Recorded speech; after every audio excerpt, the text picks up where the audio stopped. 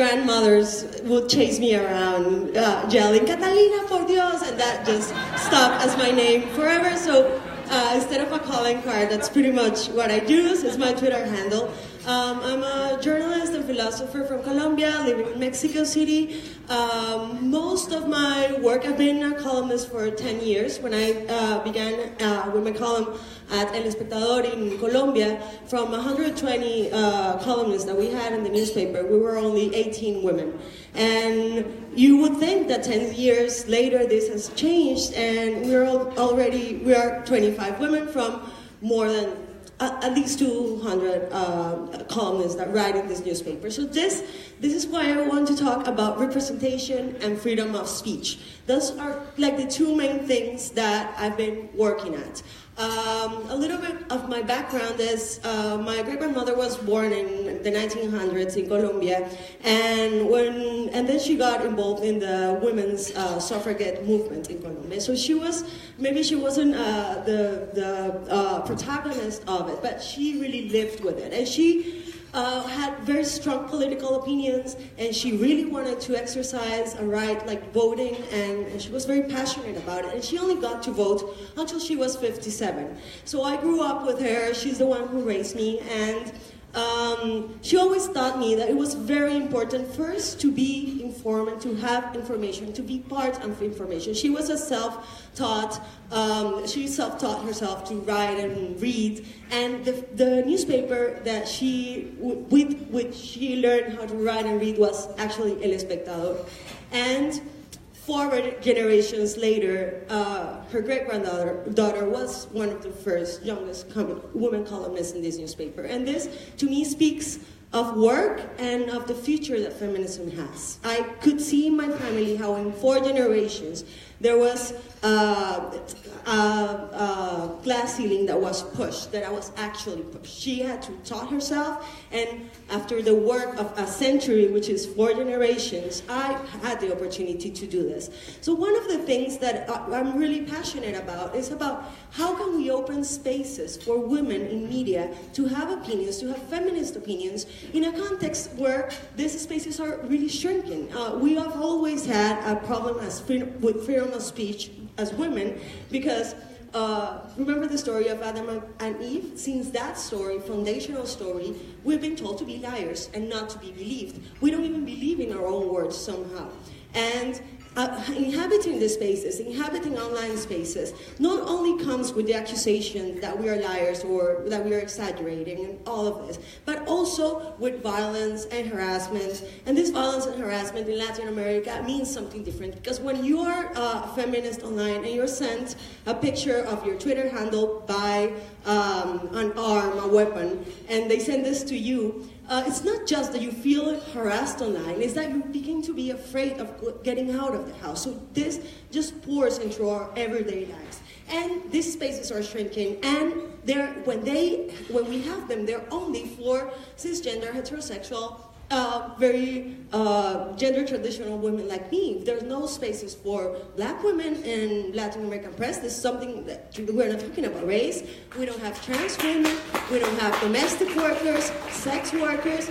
And to close, because I know I took my time, Volcanica is a regional magazine that's based in Guatemala, but we have women, young feminist activist women from Mexico, El Salvador, Argentina, Colombia, talking. We have Afrofeminists, we have trans feminists, and not just one token feminist, but a lot of them. We have indigenous women talking about indigenous feminists and these issues, and our objective is 2 things: to give them spaces so that they are recognized and their voices can be empowered, fortified, recognized, and also to have this transnational discussion about feminism and to open spaces to other bodies and other women that will never be in the mainstream if it weren't for like independent initiatives like this. So that's yes, I know how to stop. So that's pretty much, and you can find Volcanica on Twitter as @VolcanicaN.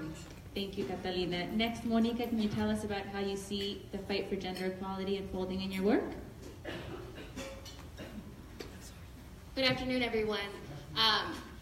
My work is focused on the rights of migrant farm worker women, campesinas.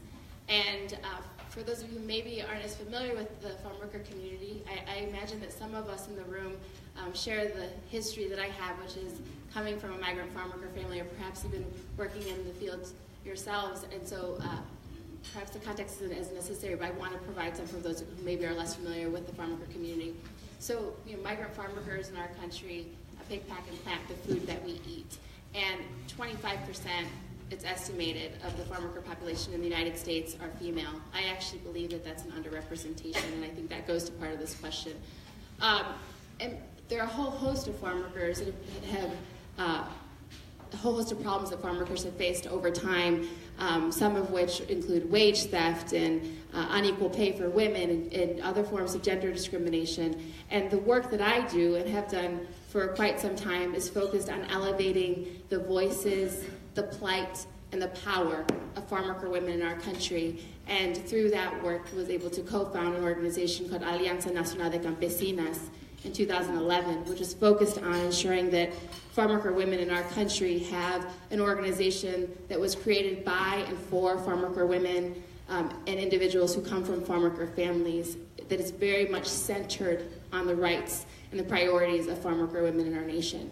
And this is extremely important because what we know is that migrant farm worker women have been made invisible in our country. And the issues that confront migrant farm worker women over time have been issues that have not been necessarily prioritized because women have not been the majority of the agricultural population. And so when we created our organization, it was really with the intention of ensuring that farm worker women were always at the center. And that meant taking on the issues that no one wanted to take on because farm worker women were not the majority.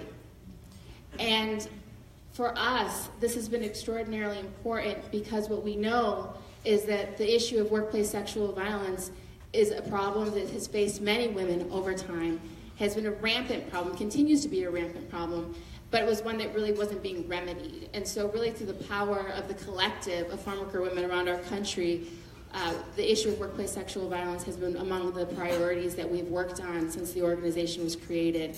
And for us, achieving gender equity means ensuring that all women and all people have the ability to work and live with dignity and in safety. And that women, like farm worker women who have not been counted over time and who've been made invisible, have the opportunity to not only be elevated, but to also have a mechanism by which to amplify their own truths, their own stories, their own priorities, and their own goals and needs. And so we've been doing that for the past, for the farm worker women's movement in the United States has existed for about 3 decades. And through the work of many people on the ground, we have worked very hard to organize, to educate, to bring the lawsuits that no one wanted to bring or could bring, to ensure that farm worker women are finally not invisible. And at this particular moment in time, have the great honor of playing a very central role in some of what we're seeing at the forefront of the work on gender equity in our nation, not just on behalf of farm worker women, but of all women workers. And so for us, our priority is ensuring that not only farm worker women do not get left behind, our priority is to ensure that no woman and no person gets left behind in the fight for rights and dignity. Thank you, Monica. I'd like to ask Cristina to go next in telling us about how she's seeing a fight for gender equality in her work and community. Sure. So my name is Cristina Tzintzún. I'm coming to you from Texas. Thank you, Texans in the room. But my organization was founded in the wake of the 2016 election. We're called JOLT. Before you try and figure out what the acronym is in Spanish, we're called JOLT because when Latinos come out and vote in Texas, we're going to be a shock to the political system, not just of Texas, but the entire country. But we are determined to win Latinos the power and respect we deserve in a state where we make up 40% of the population right now, and by 2030 we will be the majority. However, we know that our community does not have that right now, but we believe that the way that we will win that is through the power of young Latinas specifically, because young Latinas volunteer more, they vote more, they're more progressive. So we like to say we're the organization, like many social justice organizations, where women do the majority of the work, but at JOLT, they also get most of the credit. So 80% of our members are female. Most of you probably know about our work from the quinceañera protest that we did in Austin last year. So we use the power of our vote, organizing around the issues that matter, but also using pride in our culture to fight back and defend our community. And more than anything, I think that having a gender lens and focus on that from the beginning of our work, talking about power not just for Latinos as an ethnic or racial group, but talking about power for women in our community is having real movement in our state. So in just 1 year of focusing on young Latinas, we built a membership base in El Paso, Dallas, places like Tyler, Texas, you've never even heard of, Austin, and we're expanding into Houston and to the Valley now. Our work has reached tens of millions of Americans by using and harnessing the pride and girl power and brown pride that we have in our community, and has mobilized thousands of young Latinos to action. So I think that more than anything, if we look at how we're changing as a state and country and the power of communities of color, we also have to talk about gender equity in that, and we have to look at places that we often don't think of as places of change. And that to me is Texas. I believe that the future of this country for Latinos will be fought and won in places like Texas, because we're at a crossroads in this country where people are afraid that we will soon become the majority, people of color. And that scares people. In Texas, we already are. And you see people trying to suppress the power of our community and attacking the power of women, attacking the power of the LGBTQ community, attacking the power of communities of color and immigrants. And at Jolt, we try and bring all of those communities and all of those identities together to fight back and give power to young people, to let them know that the reason people are attacking us is because they fear the power that we have and that the future can be ours. Thank you, Cristina. And I'm really happy that we'll be able to hear from Cynthia. This is Hispanics and Philanthropy. This is a space about philanthropy and how we can use philanthropy to fund social justice movements. So we're really lucky to have you bring your perspective up onto this stage. So we'd love to hear from you, how you're seeing this unfold in your work. Thank you. So when we're talking about gender equity and all the stories that you're hearing from my fellow panelists, you need to be clear that we will not have it if we can't pay for it. That is the way that change happens, whether we like it or not. So we know that it's not okay to live in a country, this one, where 1 in 3 women will experience violence in her lifetime from her intimate partner, where we have pay inequity, where we have countless of other examples where there is not parity. And when you look at the face of that woman, many times it is brown or it is black, though it's all of us. So at the Women's Funding Network, our focus for over 30 years has been to raise money and invest it. So yesterday, if you were here, you heard from folks who represent community foundations. Women's foundations are very similar, except 100% of their work and their focus is on women and girls and on establishing gender equity in the communities where they reside. Most of them are focusing on a community or an entire state. Some are doing this internationally. These foundations are in 40 states in the US or in over 20 other countries. Our role is to bring them together, to collect the stories, to understand what is working, what's effective, so that as foundations, as philanthropists, we're making the most change we can as quickly as we can. And we can replicate things from one state to another. It is the main focus of our work. And while we need all of philanthropy, it is really important that whether you have a community foundation or any other kind, or you have a donor advised fund, you think about how any of these issues, education, health outcomes, economic security, looks different if you're a woman. Thank you, Cynthia.